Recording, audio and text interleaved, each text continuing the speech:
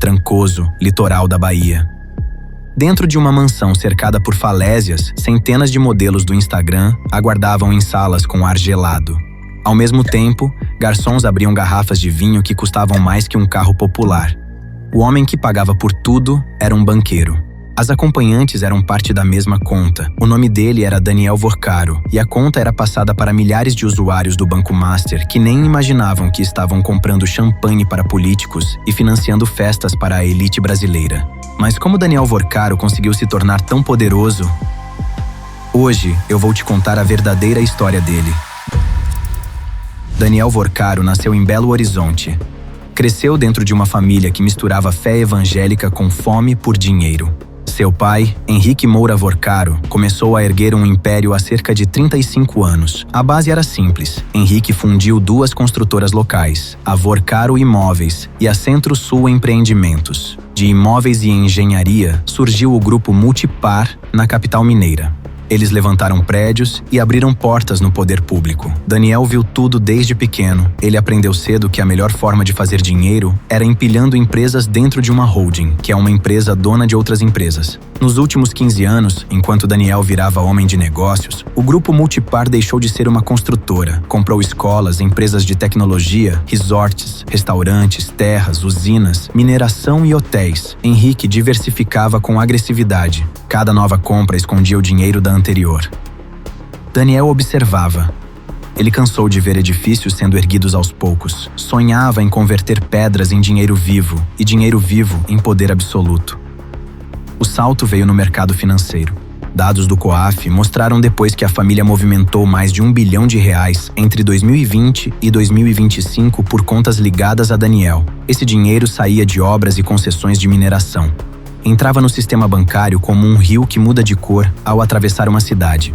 Daniel comprou o controle do que viria a se chamar Banco Master. O plano nunca incluiu agências de bairro ou atendimento comum. O objetivo era uma licença oficial para captar dinheiro em velocidade extrema, financiar projetos arriscados e esconder o que os bancos normais jamais aceitariam. O esquema era fácil de entender e brutal na prática. O banco começou a vender certificados de depósito, os CDBs, com juros bem acima do que o mercado pagava. Isso atraiu investidores e pessoas comuns com uma rapidez assustadora, mas existia um segundo objetivo por trás das taxas falsas. Os juros altos inflavam o balanço contábil. O banco parecia rico, cheio de dinheiro. Analistas do mercado financeiro tradicional sussurravam há anos que algo estava errado. Os juros eram demais para serem sustentáveis. Mesmo assim, o dinheiro novo continuava entrando. Os depósitos recentes pagavam as promessas antigas. Era uma roda que só girava enquanto alguém empurrava mais dinheiro para dentro. O dinheiro captado não ia para empréstimos seguros, ia para projetos de alto risco, desvios diretos e operações fora dos livros. Os registros contábeis escondiam crimes feitos de propósito. Para blindar o banco contra a punição, Vorcaro criou laços com órgãos públicos e gestoras de fundos. O Banco Master passou a receber verbas de origem suja.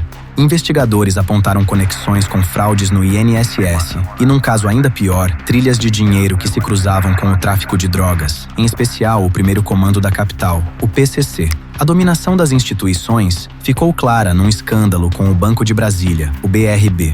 Paulo Henrique Costa, ex-presidente do BRB, agiu de propósito para favorecer os interesses do Banco Master. O acordo roubava o dinheiro público do Distrito Federal e resultou na prisão de Costa. Isso mostrou que Vorcaro podia corromper até a direção de bancos controlados pelo Estado. Ele não parou por aí. Em mensagens interceptadas em conversas com a namorada, Vorcaro não usou termos brandos. Disse que o negócio bancário sob sua gestão funcionava igual a uma máfia. Ele não estava usando uma figura de linguagem. A Polícia Federal descobriu que o banco pagava agentes escondidos. Esses agentes cooptavam e compravam servidores do próprio Banco Central, a entidade que deveria vigiá-lo. O ex-diretor de fiscalização Paulo Sérgio Neves de Souza e outros funcionários foram apontados como peças que trabalhavam escondidas para adiar punições contra Vorcaro.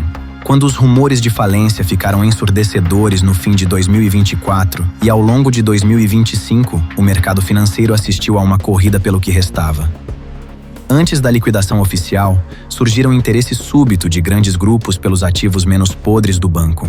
Havia especulação sobre compras envolvendo o próprio BRB, a gestora Vitor e o BTG Pactual. Investidores do exterior apareceram. A movimentação parecia uma tentativa coordenada de tirar o que ainda tinha valor e abandonar o esqueleto de dívidas. Isso provava o quanto o banco de Vorkaro estava conectado ao sistema financeiro do país antes da quebra final. Mas o elemento mais assustador da organização era a criação de um braço armado e de inteligência privada. O grupo era chamado de A Turma nas mensagens interceptadas.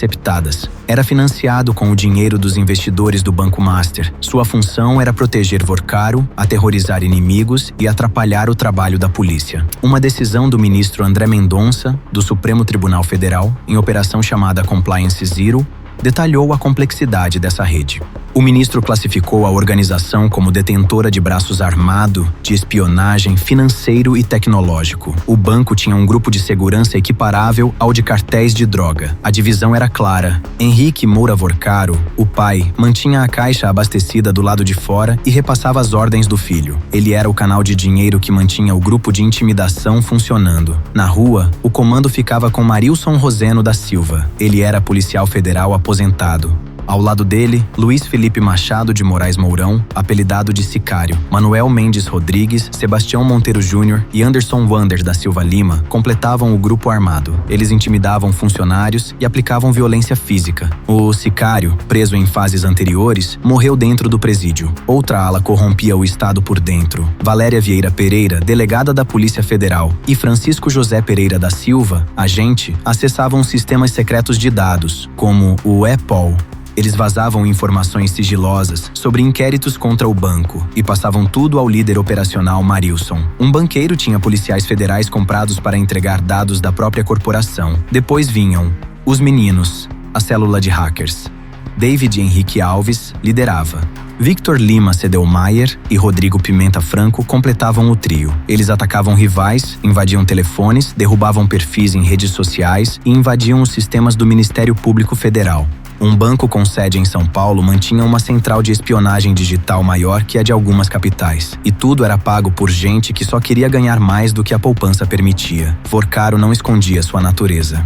Em mensagem para sua namorada, a modelo Luana Delevedove admitiu que o banco era uma máfia. A comparação dele era real. Quando ex-funcionários ameaçavam expor as fraudes, as ameaças eram constantes e violentas. O caso que mostrou a cara do grupo envolveu o jornalista Lauro Jardim. Incomodado com reportagens, Vorkaro discutiu abertamente com a milícia um plano de ataque. A ideia era simular um roubo na rua e espancar o colunista até quebrar todos os seus dentes. Os homens escolhidos para esses serviços já tinham ficha de roubo de carros, golpes, fraudes digitais e clonagem de cartões. Um banqueiro da elite de São Paulo havia contratado bandidos de rua para quebrar a mandíbula de um jornalista. Enquanto a milícia aterrorizava inimigos, Vorkaro usava outra ferramenta para os aliados. Ele chamava de hedonismo corporativo. Especialistas em direito criminal chamam pelo nome do crime: corrupção.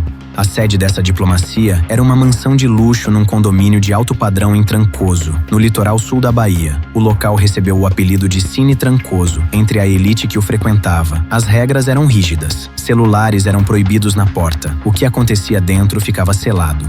Homens poderosos dos 3 poderes da República bebiam vinho que custava mais que um carro popular. Assistiam a shows privados. Mulheres eram oferecidas como parte do serviço. Elas se tornaram moeda política. Em conversas com Luana Delevedove, Vorkaro confessou organizar festas com 300 mulheres presentes ao mesmo tempo. Ele disse à namorada que aquilo era uma espécie de negócio. Só em 2024, Vorkaro gastou mais de 50 milhões de reais em 3 eventos em Londres, Nova York e Lisboa. As planilhas mostravam despesa com jatos particulares cruzando o Atlântico, garrafas de uísque caro sobrando e contratação de dezenas de modelos e dançarinas. Segundo as leis brasileiras e as regras americanas e britânicas contra a corrupção, pagar por companhia feminina para obter favores de autoridades públicas tem o mesmo peso de entregar uma mala cheia de dinheiro. É propina de verdade. E era financiado com a poupança de correntistas comuns. Essas festas compravam silêncio e lealdade, mas alguns aliados queriam deixar um legado na história. Vorkaro achou uma forma de dar a eles um filme. Nas eleições de 2022, o clã Vorkaro se colocou como um dos grandes financiadores de campanhas de direita.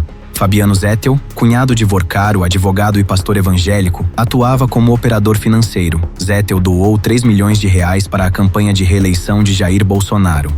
Acrescentou 2 milhões para Tarcísio de Freitas, que se elegeu governador de São Paulo. Henrique Vorcaro, o patriarca, enviou 1 milhão para o Partido Novo em Minas Gerais. Valdemar Costa Neto, presidente do Partido Liberal, tentou depois minimizar o vínculo e pediu a abertura de uma comissão parlamentar de inquérito. Disse que não conhecia Daniel Vorcaro e que confiava que não havia gente de seu partido envolvida, mas os telefones contavam outra história. O auge da aliança foi um filme. Dark Horse seria uma cinebiografia de Bolsonaro. Jim Caviezel estrelaria. Cyrus Noraste dirigiria. O deputado federal Mário Frias assinou o argumento e seria produtor executivo. O filme mostraria um capitão do exército humilde subindo em uma nação dividida para lutar contra um sistema corrupto. A narrativa oficial era de um homem de fora contra o poder estabelecido. A ironia era perfeita. Um filme anticorrupção estava sendo pago com o produto da maior fraude financeira da década. E as negociações corriam nas mãos do senador Flávio Bolsonaro, com a ajuda do irmão, o deputado Eduardo Bolsonaro, e do empresário Thiago Miranda. Eles organizaram jantares de aproximação em Brasília no fim de 2024. O orçamento era absurdo. Vorcaro prometeu 24 milhões de dólares, quase 134 milhões de reais na cotação da época. Fabiano Zettel desenhou um plano de pagamento. Primeiro 10 parcelas mensais de 2,5 milhões de dólares. Depois ajustou para 14 parcelas, 12 de 1.666.000, mais 2 extras de 2 milhões. Vorcaro classificou a operação como prioridade máxima. A ordem dele ao operador foi direta.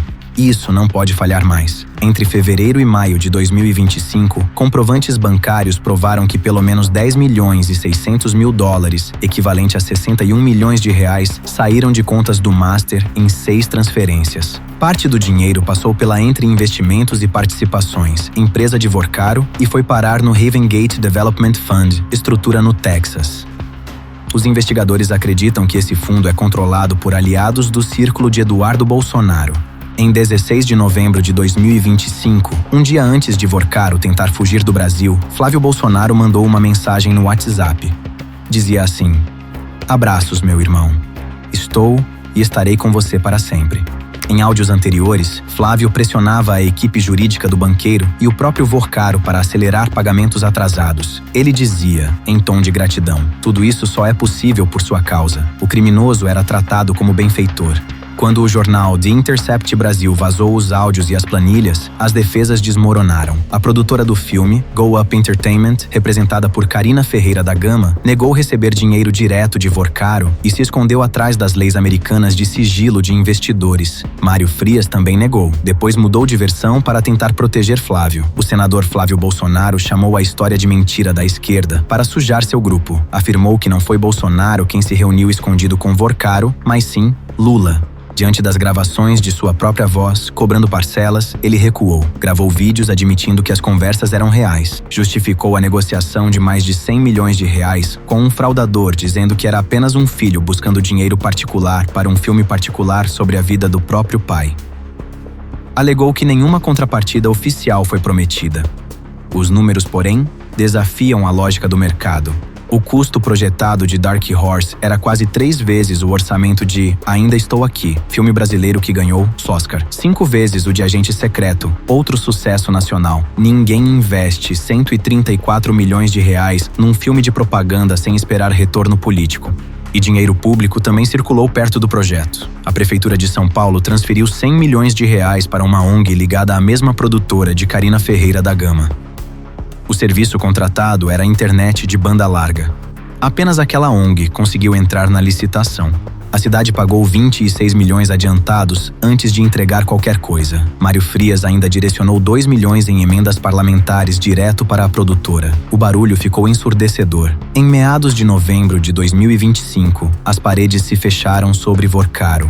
Os espiões que ele tinha dentro da polícia avisaram que a PF estava prestes a bater. No dia 17 de novembro, ele tentou fugir do país. Agentes o pegaram no aeroporto, prenderam-no preventivamente. No dia seguinte, o Banco Central decretou a liquidação completa do Banco Master. O Fundo Garantidor de Crédito teve de colocar 47 bilhões de reais para pagar correntistas e evitar pânico em todo o setor bancário do país. Depois desse resgate, restaram apenas 2 bilhões e 200 milhões para os outros credores. O rombo era de dimensões nacionais. O caso chegou ao Supremo Tribunal Federal. O ministro Dias Toffoli foi relator inicial. Então surgiram evidências de negócios paralelos entre uma empresa familiar do magistrado e um fundo de investimento ligado ao Banco Master. A Polícia Federal elaborou um relatório mapeando contatos comprometedores entre a cúpula do banco e o ministro. O plenário do STF rejeitou o documento, argumentando que era ilegal investigar um ministro do Supremo sem autorização judicial prévia, mas as críticas pesaram.